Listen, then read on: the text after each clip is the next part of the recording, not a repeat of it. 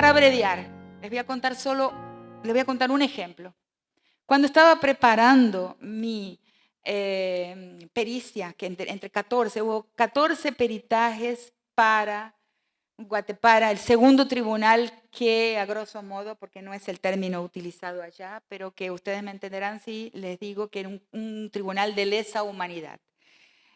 El segundo tribunal de lesa humanidad, el primero fue por el genocidio Ichil, y se juzgó al presidente, a Ríos Montt, de los años 80, del 82.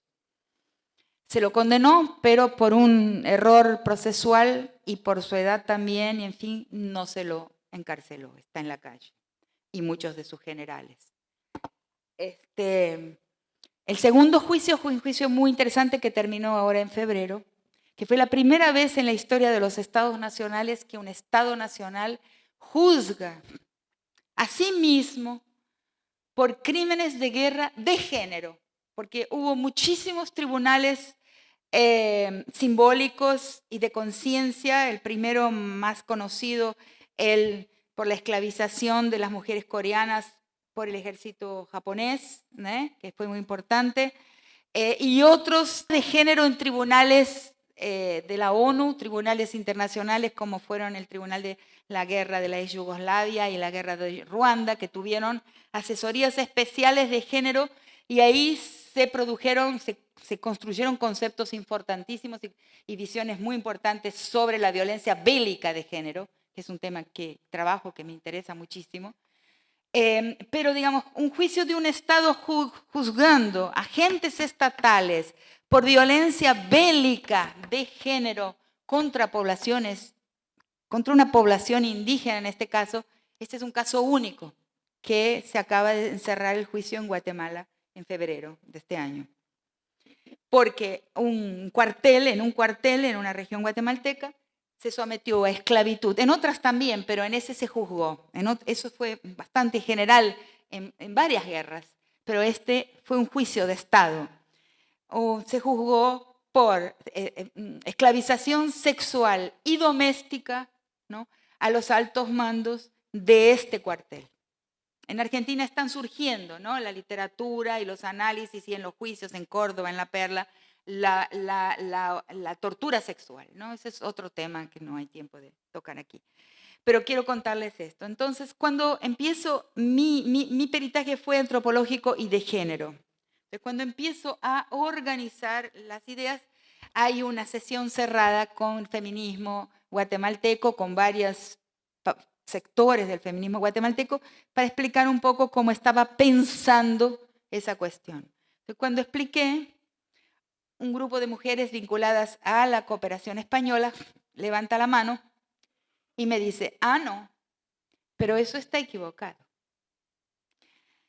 Porque las familias indígenas campesinas son sexistas, son machistas.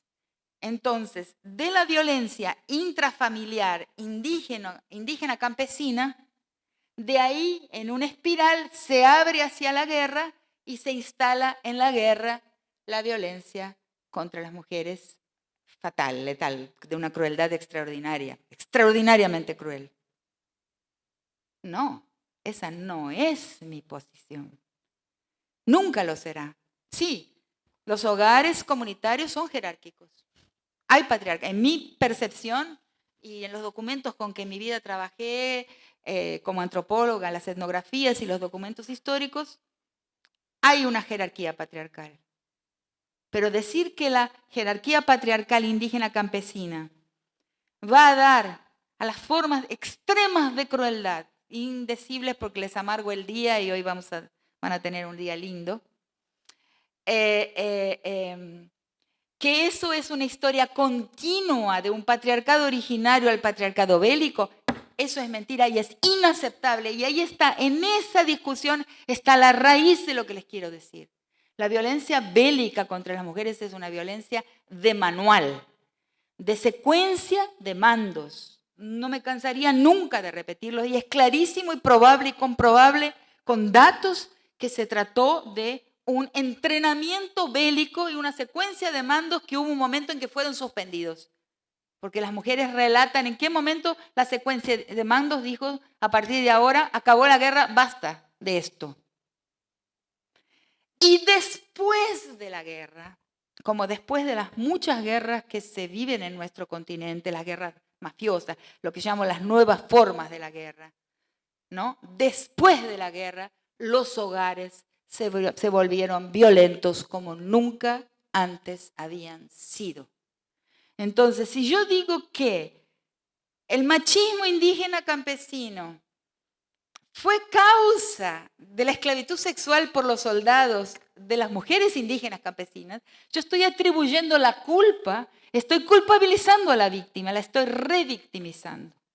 Mucho cuidado con este tipo de argumentos de la misión civilizatoria de aquellos que vienen con recursos para decirnos cómo somos equivocados como sociedades, como tecnologías de sociabilidad, como valores, como sistema de valores, nosotros, nosotras, las no blancas.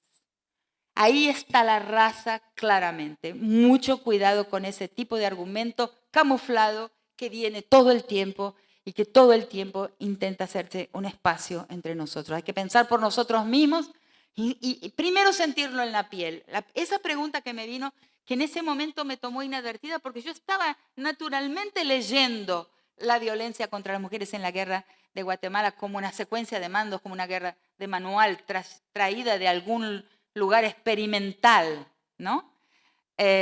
Porque además se relata lo mismo de las guerras profanadoras, de la feminización de la guerra para las guerras de Medio Oriente por los Estados Unidos, ¿no? Y por las corporaciones bélicas contratadas por Estados Unidos para ocupar esos países. Ahí la guerra, los autores lo dicen, es una guerra feminizada, o sea, la reducción moral de la mujer es una táctica de guerra, una metodología de la guerra allá también. Entonces voy a decir que viene de los indios, de las comunidades.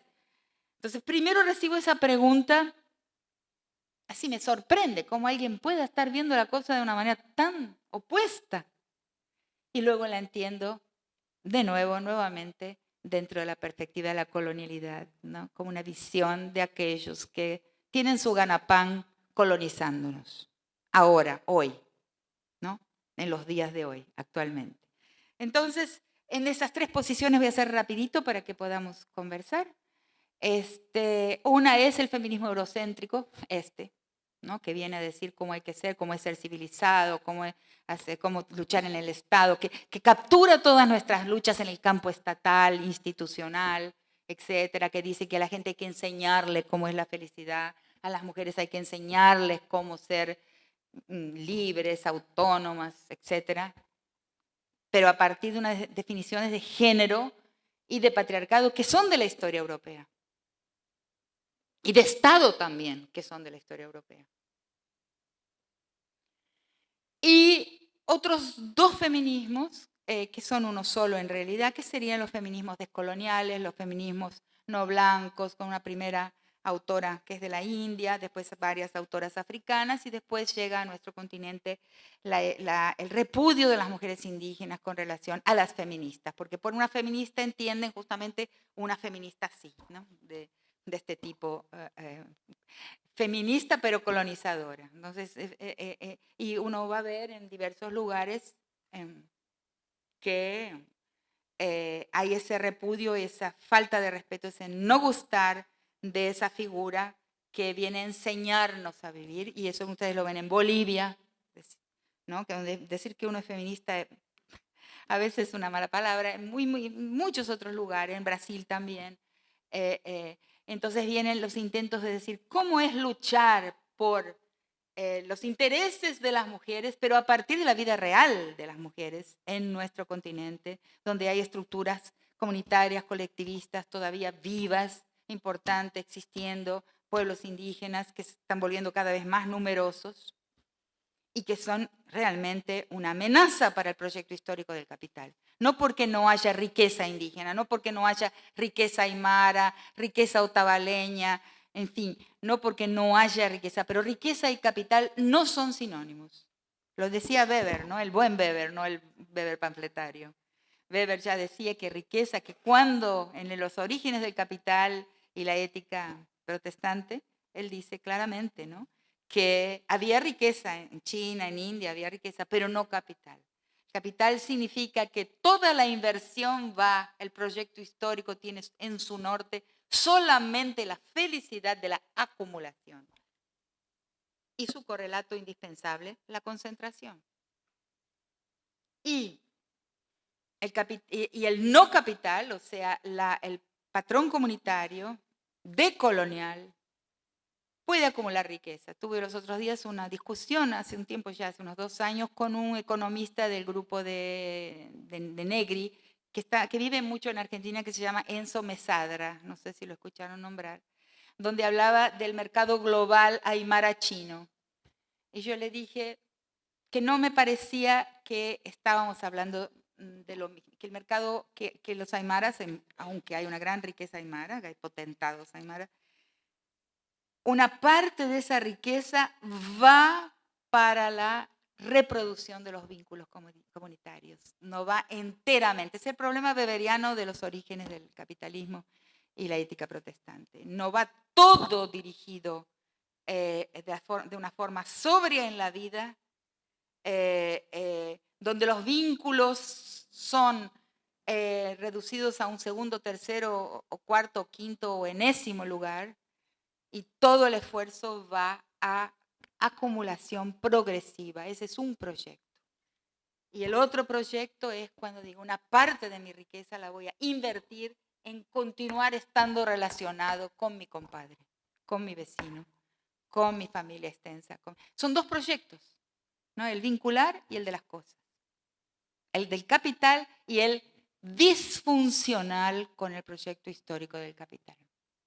Y ahí, cuando voy a ver, dije, uy, ¿será que dije la verdad con lo de los aymaras? Yo en realidad, cuando uno ve los cholets en La Paz, ¿no?, que tienen esas, no sé si escucharon hablar de los cholets, son las construcciones del Alto. Las construcciones del Alto son unos palacios, así con influencia inclusive un poco china, parecen pagodas, varios pisos, las casas de los aymaras ricos. Esas casas tienen abajo los locales, en el primer piso las oficinas, en el tercer piso la vivienda familiar y en el cuarto piso el espacio para la fiesta. O sea, entonces ustedes ven que sí que hay riqueza, que sí que hay comercio a gran escala, a gran distancia, ¿no? Aymara chino. Como hay gente de Ciudad del Este en Paraguay que viaja a China una vez por año. Yo lo sé porque viví en Foz de Iguazú un año y pude ver que hay gente, paraguayos de Ciudad del Este con los grandes comercios que van a China y traen las cosas chinas una vez por año. O sea, es un comercio a larga escala, geográfica. Pero no, en el caso de Bolivia, en el caso del pueblo indígena, que es que conozco más, no necesariamente es el camino en un mundo mixto, en un mundo de entremundos como el que vivimos hoy, ¿no? Un mundo donde todos estamos en algún tipo de entremundo, pero ahí hay diferentes proporciones de riqueza, inversión, expectativa y concepciones de felicidad, les llamo yo, metas de felicidad, que están invertidas en la vida relacional de un grupo de personas, de un pueblo, y otras que están invertidas en la acumulación como un valor en sí. Es un tema. Yo estaba hablando de género. Bueno, entonces, las dos, en el género decolonial, en el patriarcado decolonial, hay dos vertientes. Una que dice que el género, el patriarcado es una invención colonial. Por ejemplo, la gran estrella ahí es una argentina, magnífico su artículo, su ensayo principal, me encanta, se llama María Lugones, que afirma que, basada en fuentes que también conozco muy bien, pero lo que pasa es que soy antropóloga y ella es filósofa, tenemos una buena relación, hemos hablado varias veces, pero no hay un acuerdo entre nosotras, porque yo digo algo distinto, junto con Julieta Paredes y otras teóricas decoloniales o de feminismos no blancos. A mí les voy a decir mi manera de decirlo, ¿no? Mi manera de entenderlo. Sí creo que hubo un patriarcado que clasifico como patriarcado de bajo impacto o de baja intensidad en los pueblos comunitarios, en el ambiente comunitario y colectivista. Sí hay una jerarquía de género. Inclusive tiene que haber habido algún tipo de jerarquía del mundo de los hombres, de prestigio sobre todo, como dicen Sherry Ortner y otras mujeres en un manual de antropología feminista que es importantísimo y menos leído, que se llama Sexual Meanings, ya es antiguo, de los años 80.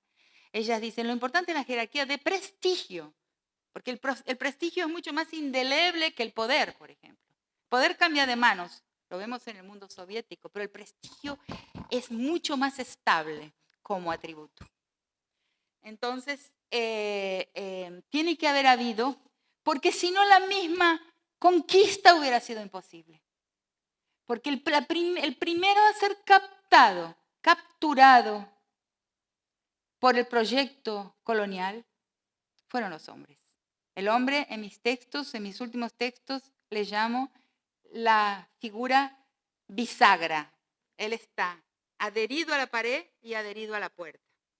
Porque él siempre hizo, digamos, la relación entre casas, entre aldeas, entre pueblos y más recientemente con el Estado administrador, tanto colonial ultramarino como el colonial republicano. Entonces, el hombre es el primero al que le pasa lo más tremendo. Y ahí voy a ser tragicómica. Yo sé cuánto afecto a las personas al decir esto.